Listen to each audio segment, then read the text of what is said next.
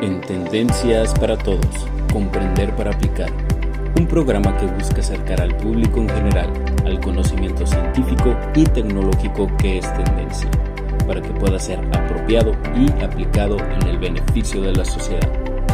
En Tendencias para Todos, comenzamos.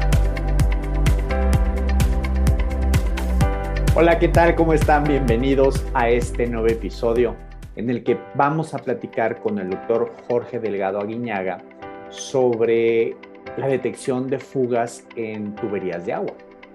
Vamos a identificar y comprender el reto que conlleva que podamos detectar estas fugas en las ciudades, en las tuberías que existen afuera de nuestras casas y cómo llevar o capturar ese comportamiento en la computadora, diseñar algoritmos que repliquen ese comportamiento y que estos algoritmos de manera inteligente, de manera óptima, detecten casi exactamente dónde está esa fuga. Es un reto complejo. Vamos a descubrir eso en este episodio de la mano del doctor Jorge. El doctor Delgado Aguiñaga es ingeniero mecánico, tiene una maestría y un doctorado en ciencias de la ingeniería y pues actualmente pertenece al Sistema Nacional de Investigadores del CONACYT en el nivel número 1. Pues bueno, vamos para allá, vamos a conocer más de este tema, espero que lo disfruten. Y recuerda, ayúdanos a suscribirte al canal para poder llegar a más personas, que sea para ellas útil este conocimiento y lo puedan apropiar y aplicar en sus comunidades. Vamos pues. Hola, ¿qué tal? ¿Cómo estás, Jorge? Bienvenido a En Tendencias para Todos. ¿Cómo estás?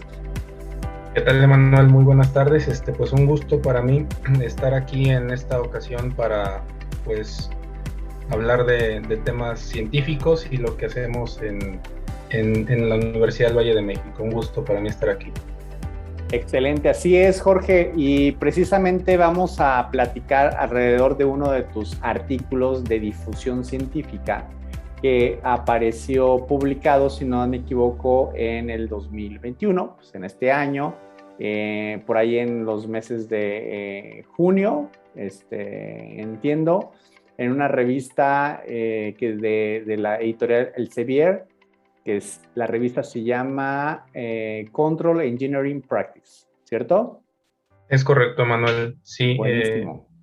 Buenísimo. El título de tu artículo es, bueno, lo voy a decir en español, diagnóstico de fugas en tuberías basado en un filtro de Kalman para sistemas de variación de parámetros lineales. Es correcto, Manuel. ¿Verdad?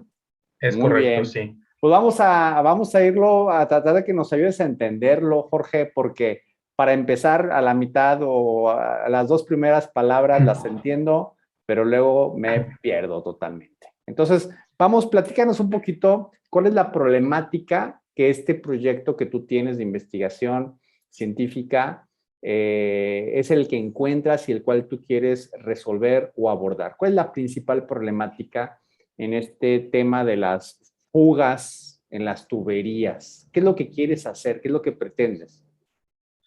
Muy bien, mira, pues vamos iniciando con una respuesta corta que sería, el objetivo principal es reducir la pérdida de agua. Ok. Nosotros, pues, hemos experimentado, sobre todo en grandes ciudades como la de Guadalajara, recientemente fuimos testigos de una crisis de abasto de agua potable. Las colonias con mayor problema pues, bueno, podríamos hablar de desigualdad, porque también hay desigualdad en este sentido. Algunas colonias que sufrían el desabasto, pues, se agravó con la sequía y luego vino tandeo de agua y, pues, bueno, todo eso deriva en problemas secundarios como puede ser problemas de salud pública, porque si la gente no tiene agua, pues no hay aseo en la casa, no se lavan los alimentos, etcétera, etcétera. Entonces, pues, el problema que desencadena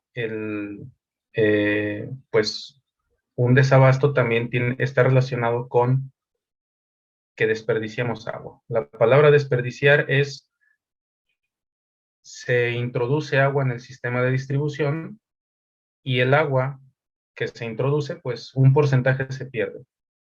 Y un porcentaje importante que, según estudios de la OCDE, en algunas ciudades de México llega hasta el 65% del agua, es decir, más de la mitad del agua potable, y en este caso particular, Tuxtla Gutiérrez, Chiapas, pierde un porcentaje de hasta el 65%. ¡Wow! Es un montón. Sí, digamos, ¿Y prácticamente dos de cada 3 litros de agua potable los están desperdiciando. O sea, Pues cuando hablas de desperdicio, Jorge, no quiere decir que yo esté tirando el agua, sino que se pierde en alguna parte del camino esa agua. Es ¿A correcto. eso te refieres? A eso nos referimos. Es decir, que no llega al usuario final, ¿no?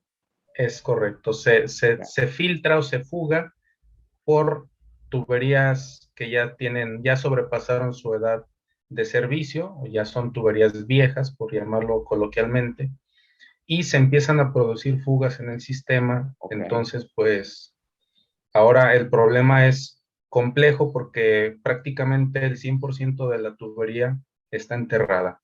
Entonces, se vuelve un problema de localizar una fuga en este caso. Los organismos operadores son conscientes de los porcentajes de pérdida, pero el problema está en cómo voy a reparar una fuga que, para empezar, no sé dónde está. Sé que existe, que es la etapa de detección, es una de las tareas en la solución de este problema de fugas. Entonces, detectar una fuga no es tan complicado. Lo que es complicado es saber dónde está. Ok, a ver, entonces detección es, sé que existe una fuga, pero lo que es complicado es la ubicación de esa fuga. Es correcto. ¿Por qué es complicado, Jorge? ¿Cuál es el reto en encontrar en dónde está la fuga? Sí, básicamente los organismos operadores cuentan con algunos sensores que, a través de balances de masa, dicen, bueno, al sistema le están entrando 10 litros por segundo, pero en mis puntos de medición solo encuentro 7 litros por minuto. Entonces hay un déficit de 3 litros que se fugan por algún lado. Entonces, con esa información de esos sensores no es posible determinar la ubicación de la fuga. Ese es el problema. El reto es que la fuga tiene una probabilidad uniforme de estar en cualquier parte de la red. Cuando hablas de probabilidad uniforme, significa que es la misma probabilidad al inicio, a la mitad más un cachito, al final del tubo. Eso es lo que quieres decir con probabilidad uniforme. A eso me refiero. Es decir, imaginemos un caso sencillo, tenemos una tubería, un acueducto podría ser, como el de Chapala, Guadalajara. Entonces se introduce o lleva el agua de un punto A a un punto B, y por medio de balance de masa podemos decir, bueno, le estamos introduciendo los 10 litros por segundo, podría ser una tasa de flujo, y a la salida solo hay 7. Entonces, esos 3 que se están perdiendo, se puede dar la pérdida en cualquier punto de la red y no sabemos dónde. Entonces, ese es el reto, saber dónde se ubica una fuga, porque eso le va a facilitar la tarea al equipo de reparación, pues para dejar de desperdiciar el agua.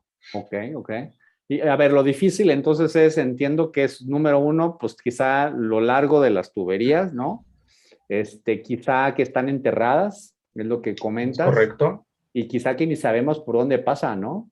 O sea, quizá perdimos en algunos casos la ubicación real de ese mapa, ¿no? De la ruta de las tuberías. Incluso ese es un tema, las trayectorias, porque, bueno, la mayoría de los casos, hasta ahorita en las experiencias que hemos tenido, afortunadamente el tema del mapa, de por dónde va la tubería, sí existe. Entonces, Okay. Si no existiera, sería todavía un reto mucho más grande. Entonces, acotando, tú ahorita no estás atendiendo a encontrar fugas en tuberías que no tenemos MAP. O sea, tú Es acotas correcto. a tuberías o un sistema de tuberías donde existe un mapa. Sabemos que están distribuidas de tal manera, ¿es correcto? Así es. Okay. Definitivamente esa es una información que requerimos porque eso nos permite después construir el modelo para resolver el diagnóstico de fugas. Muy bien. ¿Qué opciones existen, Jorge, actualmente, aparte de la que ahorita nos vas a platicar, que se habían utilizado, o más bien, qué soluciones existían antes de tu propuesta para poder detectar esas fugas?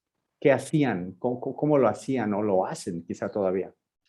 Sí, existen dos enfoques. Hay un enfoque basado en métodos invasivos. Los métodos invasivos, pues, es la instalación de dispositivos como puede ser fibra óptica, en el cual, pues, se puede localizar una fuga de manera muy precisa, pero, pues, esas tecnologías las usan más orientadas, por ejemplo, a tuberías que transportan derivados del petróleo, por todo el tema de seguridad medioambiental y de riesgo que representa. En el caso de las tuberías de agua, pues el agua a veces pues es considerado un líquido de menor valor, aunque eso es muy, depende de quién lo de dice, cómo ¿no? lo veamos, ¿verdad? Porque, por ejemplo, cuando en la casa no nos falta el agua, pues podemos gastarnos hasta 5 litros en lavarnos las manos. Y cuando hay escasez, lo podemos hacer hasta con medio litro, ¿no? Claro. Entonces, ese es otro tema. ¿Qué valor le estamos dando al agua? Porque hasta que nos falta, nos vamos a un escenario de crisis, ¿no? Entonces, pues, básicamente,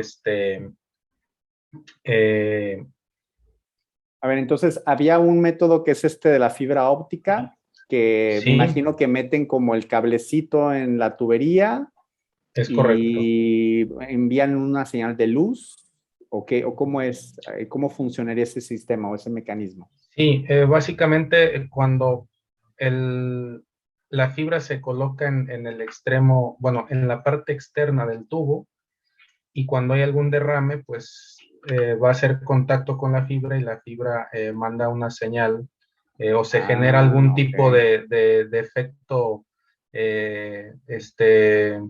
eléctrico, se produce una señal y entonces se puede calcular la posición en donde se generó ese fenómeno. O sea, entonces colocas una línea de fibra óptica a lo largo del tubo por fuera. Correcto. Y si en alguna parte de ese contacto de la fibra con el tubo hay un derrame, hay una señal ahí generada, ¿verdad? Eléctrica. Así es, así Bien. es. Okay. Es el principio básico de cómo funcionan estos métodos que son dentro de los métodos invasivos. Invasivos. Okay. ¿Y el otro método? Podemos describir varios en este sentido, en el área de los invasivos, pero digamos, este es un ejemplo claro de que hay que instalar un dispositivo para poder hacer la detección y la localización. Okay. En el caso de los métodos no invasivos, pues aquí se trabaja con modelos matemáticos y algoritmos computacionales. Ok. Entonces, para construir un algoritmo computacional, yo requiero un modelo de la dinámica del flujo en la tubería, que pues ya es un conjunto de ecuaciones diferenciales parciales, conocidas como las ecuaciones del golpe de Ariete, y ese modelo se alimenta de algunas mediciones. En este caso, medimos presión y caudal en los extremos de la tubería, es decir, aguas abajo, hacia donde va corriendo el agua, en el extremo aguas abajo, y en el extremo aguas arriba.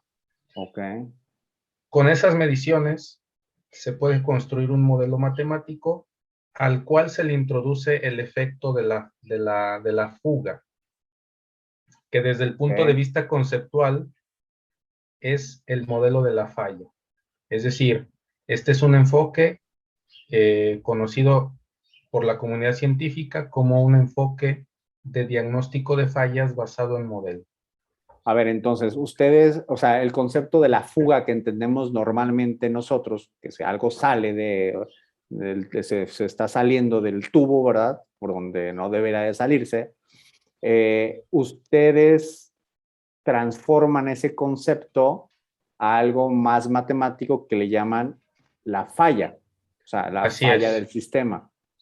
Así Ok. es. Entonces, Y cuando hablas del modelo, ¿qué es un modelo? O sea, ¿qué quiere? Porque yo entiendo un modelo, por ejemplo, si agarro una plastilina, tengo un ser humano ahí a un lado mío y empiezo a construir estoy modelando alguna figurilla, normalmente asocio eso al modelo. Pero ¿qué quieres ok. decir cuando hablas del modelo del sistema? Sí, en términos de científicos, por llamarlos de alguna forma, para nosotros un modelo matemático es un conjunto de ecuaciones diferenciales, o es decir, ecuaciones que contienen derivadas, Ok. y dicha ecuación es capaz de representar la dinámica de el fenómeno en cuestión. En este caso, nos interesa el flujo al interior de la tubería y el modelo es un conjunto de ecuaciones diferenciales que describen la dinámica del flujo en la tubería. Ok. Y este modelo, pues tiene algunas propiedades también matemáticas que nos permiten generar el algoritmo de diagnóstico. Es decir, el modelo es parte del algoritmo de diagnóstico. El algoritmo de diagnóstico requiere de un modelo para, a través de las propiedades del modelo, que en este caso es la observabilidad, podremos entonces hacer una estimación de las variables que caracterizan la falla, en este caso la fuga. Ok.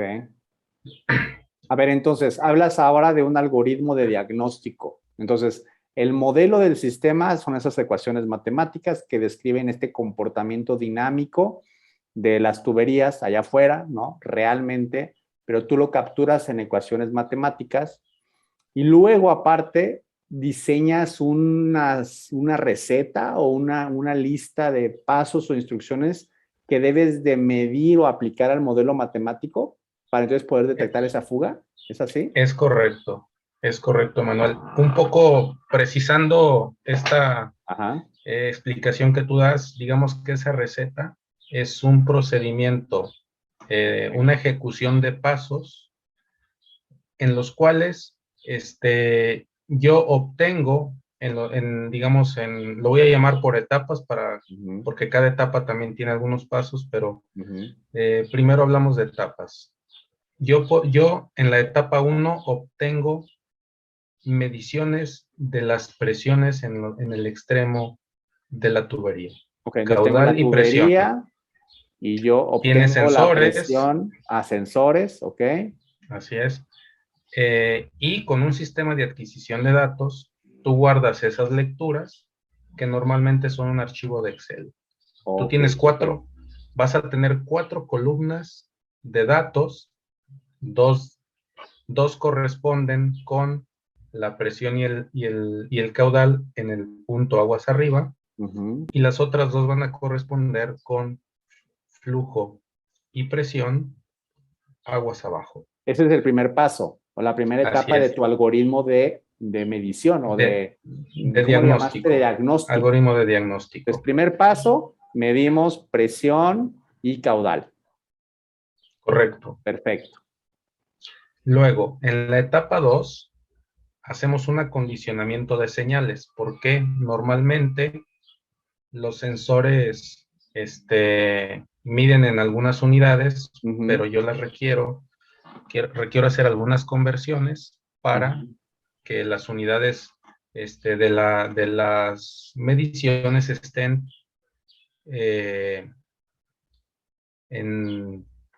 estén adaptadas a las variables del modelo. Entonces, podemos hacer ahí algunas conversiones, etcétera, etcétera. un prefiltrado incluso si los sensores son demasiado ruidosos, es decir, la señal viene contaminada con ruido, podemos hacer un prefiltrado. Y enseguida, ya que están acondicionadas las señales en la etapa 2, sigue la etapa número 3, en la que ya requerimos la implementación del modelo, y el modelo va como, digamos que le podríamos llamar el corazón del algoritmo. Es decir, es la parte más importante, el modelo, y se construye un observador de estados. Es decir, el modelo viene siendo una parte del observador de estados. Y el observador de estados lo que nos va a entregar a nosotros es la estimación de los parámetros de la falla. En este caso, parámetros de fuga.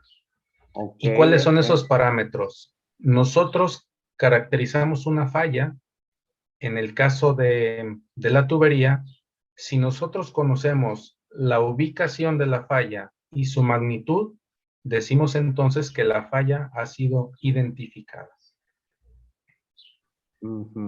Ok, a ver. Y es el... Ajá. Ok. Y digamos que eso es lo que nos entrega el algoritmo de diagnóstico. O sea, el algoritmo te dice en dónde está ubicada la falla, o en este caso la fuga. Es correcto.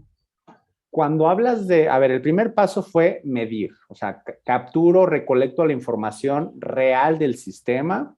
Es correcto. Y esa la guardo en una base de datos, en una tabla, y luego acondiciono esos valores. Hablabas tú de eliminar valores de error, quizá valores que se van muy altos, ¿no? Acondicionarlos, cambiarlos a unidades. ¿Qué unidades normalmente usas para medir? Aquí, por ejemplo, en la presión utilizamos lo que es metro columna de agua como unidad, y de caudal en metro cúbico sobre segundo. Metro cúbico, perfecto. Y muchos sensores, por ejemplo, al ser de manufactura, pues básicamente son compañías extranjeras, normalmente Estados Unidos. Muchos sensores provienen de allá, entonces son en PSIs, que son libras sobre pulgada cuadrada.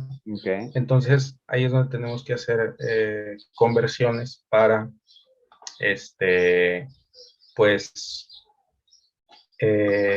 adaptar esa medida a su equivalente en la otra unidad.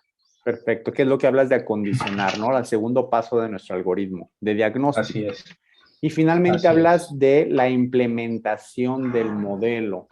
A ver, o sea, si ya tengo datos, o sea, agarremos una tubería muy simple, ¿no? Un tubo, ¿ok? Ya medí datos de ese tubo, ¿sí? Su caudal, su presión, los acondicioné esos valores. ¿Qué paso sigue? O sea, ¿qué quieres decir con eso de la implementación del modelo? O sea, ¿con esos datos genera las ecuaciones? No exactamente, sino que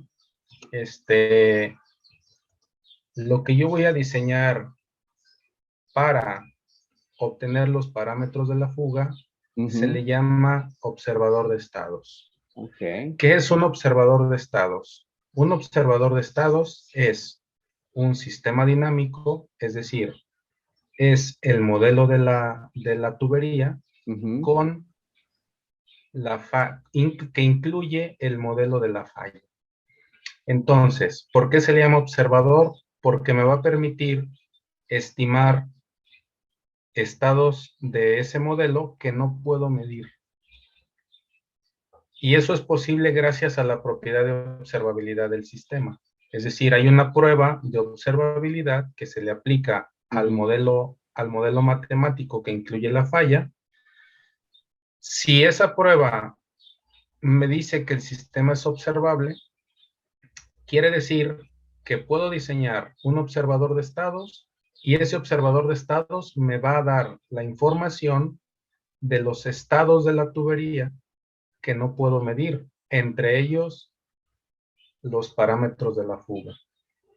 Ok. ¿Qué tipo de estados puedes medir de una tubería?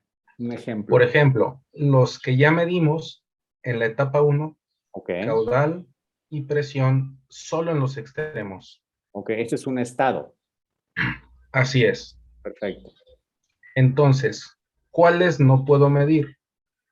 No puedo medir dónde está la fuga porque no sé dónde está. Ujú. Tampoco puedo medir su magnitud De la porque como fuga. no sé dónde, correcto, como Ok. no sé dónde está la fuga, pues tampoco puedo medir su magnitud Ujú. y tampoco puedo medir la presión. De la fuga. Es correcto, en ese mismo punto. Ok. Porque podrías tener Entonces, 3 o 4 fugas, ¿no? así es. Ok, ok. Ok, entonces Entonces, es un estado que no puedes medir, es decir, dónde está la fuga, su presión de la fuga y la magnitud de la fuga.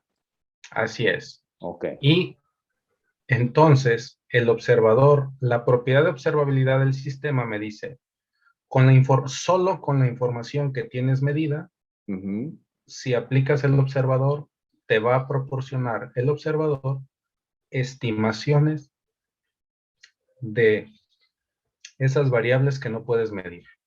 Jorge, ¿qué es el observador? Porque de pronto lo hablas y parece una entidad ahí que anda moviéndose, pero no, ¿qué es un observador? ¿Es una ecuación matemática, unas matrices? ¿Qué es un observador? El observador es un conjunto de ecuaciones diferenciales donde incluimos el modelo del que hablamos al principio. Ujú. Del sistema, ¿verdad? Que también estaba Así en es, base a ecuaciones a las diferenciales. O sea, ecuaciones diferenciales. las Es ecuaciones correcto. diferenciales que describen el sistema, más otro conjunto de ecuaciones diferenciales que describen esto que llamamos observador. Así es. Ok, entonces, ¿qué es el observador? O sea, ¿cuál es su fin? Porque entiendo que el modelo matemático de un sistema, bueno, describe la dinámica de la tubería, ¿no? Pero, ¿qué describe entonces las ecuaciones diferenciales de un observador? Ok, aquí la diferencia más importante entre un modelo matemático y un observador Ujú. es que en el observador incluimos los parámetros de fuga como nuevas variables de estado. Ah, ok, Esa es que la no gran están en el diferencia. modelo Que no del están en el sistema. modelo de la dinámica, es correcto. Ok, Imagínate, un Manuel, observador sí. podemos aclararle un poco para quienes nos escuchen que yo puedo obtener un modelo matemático de una tubería que no tiene fugas. Ajá. Y ahí solo estoy utilizando el principio de modelado matemático. Ajá. Cuando lo vuelvo observador es porque le agrego un modelo de la falla y porque además en el modelo de la falla están obviamente los parámetros de la falla. Imagínate que esa falla se modela como una ecuación más. Ok. Y puede ser X por Y por Z, Ok. por ejemplo. Ajá. Entonces, como es una simple ecuación, para que tenga sentido el observador, esos parámetros X por Y por Z se convierten en nuevas variables de estado. Y esto se le llama sistema extendido. ¿Por qué? Porque ya no es solo el modelo matemático de la tubería, De la sino que tubería.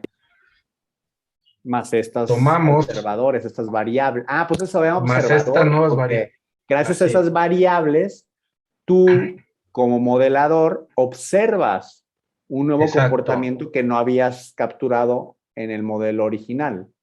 así es. Entonces, la salida de un observador, ¿qué es lo que ¿por qué le llamamos salida? Porque es lo que yo puedo ver. Ok.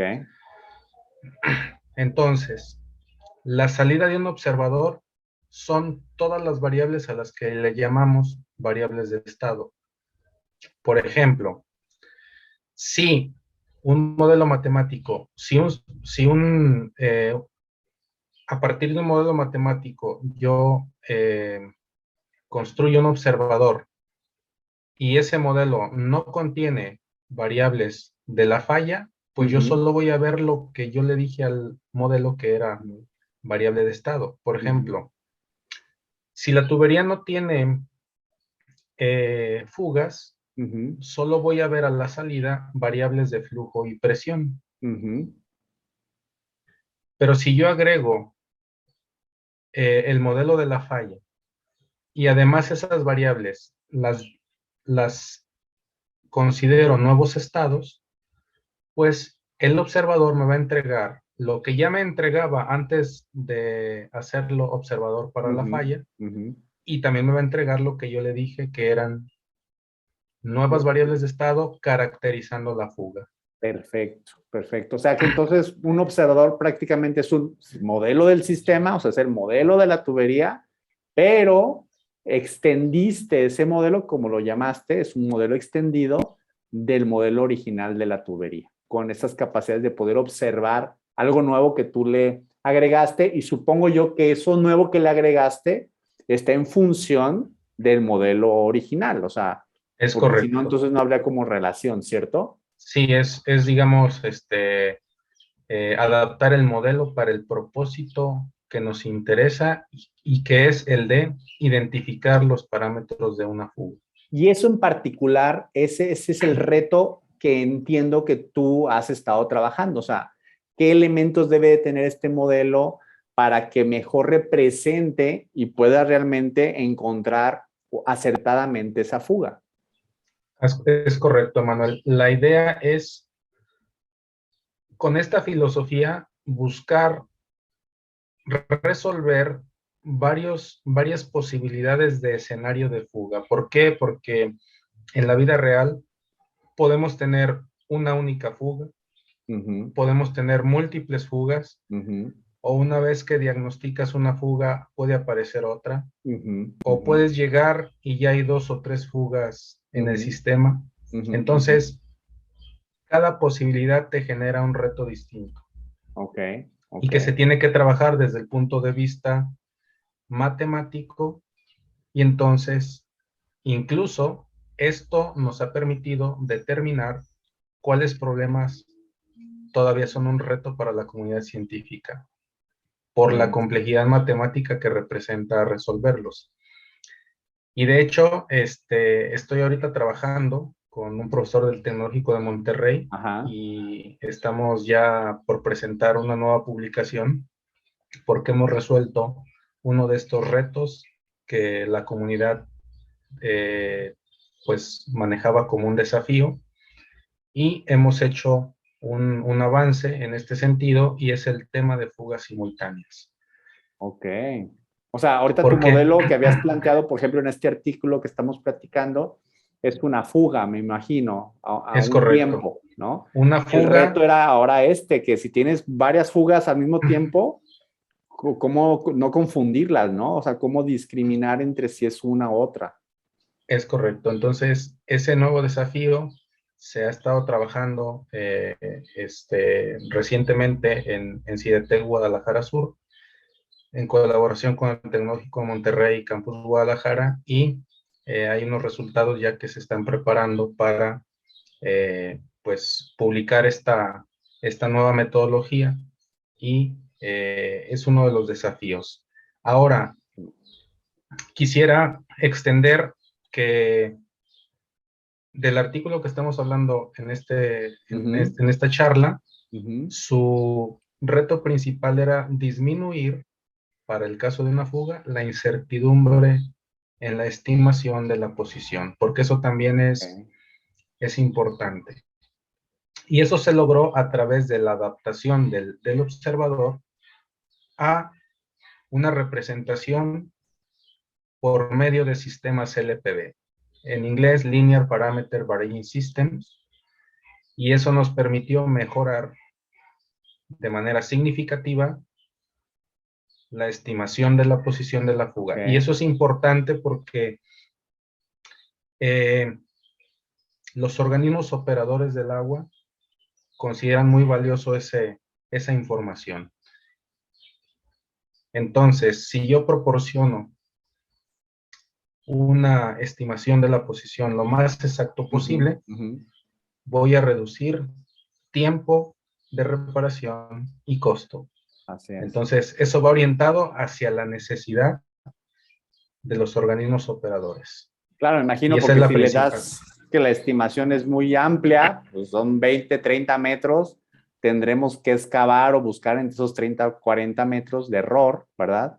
Pero si lo reduces a qué error van a ser, no sé qué tanto quedó ahorita, o sea, cuál es, como planteándolo a nivel como en lo real, de cuánto estaba la estimación y a cuánto lo lograron reducir. O sea, qué tan cercano o el parámetro de error, entiendo. Sí, cuando se usa el enfoque tradicional del filtro de Kalman, que corresponde con trabajos previos, la incertidumbre, porque siempre vamos a tener incertidumbre al trabajar con datos reales y con modelos, porque al final del día los modelos son solo aproximaciones de la realidad. No existe ningún modelo que sea perfecto acorde a lo que sucede en la realidad. Tendría que ser el mismo modelo, el mismo sistema, ¿no? O sea, la realidad, otra vez. Exactamente. Entonces, sin embargo, todo diseño de diagnóstico de fallas o incluso de control se hace sobre un modelo, no sobre un sistema. Okay. Siempre vamos a diseñar nuestra estrategia usando un modelo, pero lo aplicamos a la realidad. Entonces, siempre va a haber una discrepancia y tenemos que convivir con ella. Ok. Los resultados con respecto a la técnica de Kalman extendido, pues mejoraron alrededor del 25%. Wow. Y eso es muy importante porque confiamos en que la estimación dada por el enfoque LPB va a tener mucho mayor certeza y vamos a confiar más en el resultado. Entonces, por ejemplo, el CIAPA, cuando hacía una operación de búsqueda de fuga, pues su rango de trabajo es lo que alcanza a excavar la maquinaria. Entonces, por ejemplo, ellos dicen que una excavación les cuesta 100,000 pesos. Okay. Entonces, imagínate si se equivocan por algunos metros, pues es mucho dinero lo que representa estar buscando, además hacer otro hoyo. de la afectación, si la afectación al tráfico, el tiempo de... Todo se vuelve muy complicado. Entonces, realmente este trabajo está motivado por esa parte, porque tenemos que ser más precisos en la estimación de los parámetros de fuga. Okay. Y por eso optamos por esta idea que tiene la ventaja de que los sistemas LPB no utilizan un proceso de linealización que empeora el desempeño de un modelo. Es decir, las ecuaciones que utilizamos para modelar son ecuaciones no lineales. Okay. Y en alguna etapa del filtro de Kalman extendido se utiliza un proceso de linealización que todavía, digamos, pues le quita parte de la riqueza del modelo, porque hay una aproximación todavía más. Digamos, aproximamos primero con ecuaciones la realidad y luego esas ecuaciones que ya son una aproximación, le aplicas otra aproximación. Entonces, el modelo pierde precisión, por así decirlo. Sí, los detalles se van eliminando, ¿no? Es correcto. Okay. Para que el diseño sea más simple, pues haces todo, sacrificas precisión, precisión por simplicidad. Y en el caso de este sistema LPB, no existe la segunda etapa de pérdida de riqueza del modelo. Acá se utiliza el modelo directamente no lineal, se adapta a una estructura lineal. Haz de cuenta que es como meter a fuerzas en una caja algo como que no cabe. Lo doblas, pero no le cortas piezas. Eso es, digamos, el proceso de Linear Parameter Varying System. Entonces, aunque sea no lineal, tú escríbelo como si fuera lineal y ahí le vamos a aplicar el filtro. Y el reto por su aportación fue lograr hacer eso, meter este sistema nada más doblándolo, como decías tú, y que quepa en esta cajita, ¿verdad? Y su reto completito. Fue cómo hacerle para meterlo completito y que conserve todas sus características y por eso lograron también este nivel de Mejorar la reducir la precisión. incertidumbre, ¿verdad? Padrísimo. Exactamente. Wow. Entonces, esa fue a grandes rasgos, la pequeña contribución de este trabajo, y que bueno, se compararon los resultados contra los del Kalman extendido, y pues se hizo evidente que la mejora era muy importante, y bueno, pues el trabajo está publicado, y la comunidad lo tiene disponible pues para quien lo pueda implementar, porque la idea es que el conocimiento pueda ayudar a resolver problemas. Así y más es. aún si es para cuidar el agua. Así es. Jorge, pues felicidades. Aquí va a aparecer el link para que puedan acceder a tu artículo. Preguntarte, algún libro, algo o video, película o algo que nos pudiera aproximar a esto que tú haces, que no sea tan técnico, pero que nos permita dar un paso hacia este tema de la detección de fugas o el modelado matemático, algo que nos pudiera sugerir o recomendar para que los que nos escuchan pudieran como empezar a empaparse un poco de estos fundamentos o estos conceptos de modelados matemáticos. Bueno, creo que no es una pregunta sencilla por el hecho de que para lograr hacer una contribución en esta área, pues realmente es meterse con temas demasiado técnicos. Sin embargo, pues para tener una idea de lo que nos representa este problema, que creo yo que sería un primer paso para quien quiera conocer de este tema, sí existen algunos reportes que nos dan idea de qué tan eficiente es nuestro sistema de distribución. Entonces, yo lo que podría recomendar son algunos reportes de la OCDE, que si gustas te los puedo enviar, donde nos muestran esos porcentajes que comentaba yo al principio, y donde hacen evidente pues la necesidad de hacer algo para reducir las pérdidas. Buenísimo. Entonces, ahí aparece Tuxtla Gutiérrez con el porcentaje más alto, Sí, 65%. Es muchísimo.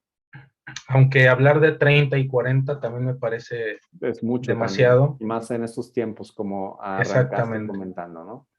Buenísimo. Exactamente. Entonces, son reportes, digamos, que los puede entender cualquier persona sin necesidad de conocimientos técnicos, que bueno, ya lo técnico lo tratamos de desbaratar aquí en esta charla, hablándolo más con lenguaje más sencillo, pero definitivamente esos reportes nos ilustran el problema que estamos tratando de resolver, o que bueno, para el cual hacemos investigación, y que bueno, son herramientas que ya están disponibles y que se pueden implementar. Entonces, con gusto te puedo enviar esos reportes, Emanuel. Por favor, Jorge, muchísimas gracias. Y finalmente, hacerte una pregunta filosófica existencial. Cuéntanos cómo, en qué etapa o si desde niño te visualizabas haciendo investigación científica, o en qué momento surge este enamoramiento de hacer investigación científica. Bueno, la verdad es que surge porque encontré en las matemáticas un gusto desde la universidad, desde que estaba estudiando ingeniería. Tuve una facilidad por entender los conceptos, pues, que yo me sentía cómodo con esos cursos, y fue cuando empecé a ganar gusto por temas de estudio, ¿no? Luego tuve un excelente profesor de hidráulica que resolvía los problemas con una facilidad que tomé un gusto muy, muy especial, sobre todo por hidráulica. Ok. Enseguida me fui a la maestría en eléctrica, que ahí fue como un cambio que me hizo pensar distinto porque mezclé la disciplina mecánica, porque soy ingeniero mecánico, y luego me metí a temas de eléctrica. Y definitivamente para abordar un tema como el que estoy trabajando se requieren los dos conocimientos. La hidráulica para entender lo que pasa en las redes y luego la parte de ingeniería eléctrica, porque ahí está el tema de observadores, de control. De supervisión y pues las matemáticas que ya entendía más o menos desde la carrera. Buenísimo. Luego, quizá para no extenderme tanto, terminé la maestría y resulta que en el Cinvestav hacían diagnóstico de fugas y había un prototipo y dije, yo aquí puedo aplicar todo lo que me gusta. Entonces, a partir de ahí, yo me dedico a este tema y contiene los 3 ingredientes que me motivan y que me gustan, ¿no? Matemáticas, hidráulica y temas de control. Entonces, he estado en este tema desde 2012, ya 9 años, y la verdad es que he tenido buenos resultados y sigo trabajando con equipos consolidados, que ese es un resultado intangible de estos años, porque bueno, me ha permitido trabajar con el Instituto de Ingeniería de la UNAM, estrechar también colaboración con el TEC de Monterrey Campus Guadalajara, continuar con el trabajo con Cinvestav Guadalajara, más recientemente con la Universidad Grenoble Alpes, con el profesor Gildas Besanzón, que también él es experto en la parte de observadores. Luego la gente de Tuxtla Gutiérrez, que también tienen prototipo y con quienes sigo trabajando en temas de métodos basados en datos, no en modelos.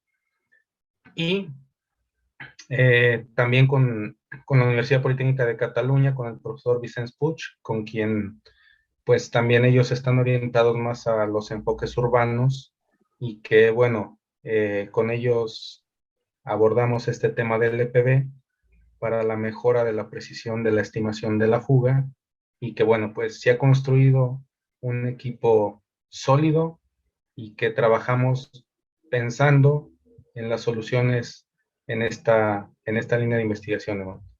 Buenísimo, Jorge. Jorge, pues muchísimas gracias por compartirnos esta muestra de tu pasión por la investigación científica y en particular de este proyecto, que creo que es pertinente y relevante para nuestra actualidad. Así que, pues nada, agradecerte, Jorge. Muchísimas gracias por acompañarnos. Gracias a ti, Emanuel, por la invitación y bueno, estaré complacido de en un futuro tener otra charla para irle mostrando al público lo que seguimos haciendo en CIDETEC VM. Muchas gracias. Por supuesto, muchísimas gracias. Gracias a todos los que nos siguieron. Recuerden hacer clic en suscribirse en nuestro canal para que este proyecto pueda llegar a más personas y sobre todo compartan estos videos para que podamos lograr que en Tendencias para Todos cumpla su misión, que es hacer que el conocimiento que es tendencia llegue a los demás para que lo puedan aplicar en su vida diaria. Muchísimas gracias, cuídense, nos vemos, hasta pronto. En Tendencias para Todos fue una producción del Comité de Industry Engagement del IEEE Región 9 Latinoamérica y de la revista de divulgación de ciencia y tecnología Expresiones VM. Desde México, en el diseño y concepto de imagen, Juan Carlos Orozco Sierra. Desde El Salvador, la difusión de redes estuvo a cargo de Roxana Alfaro. Agradecemos el apoyo de Roxana Seinón, coordinadora del Comité Industry Engagement del IEEE Región 9 Latinoamérica, y a la maestra Katia Arriola Rodríguez, editora en jefe de la revista Expresiones VM. En Tendencias para Todos. Hasta la próxima.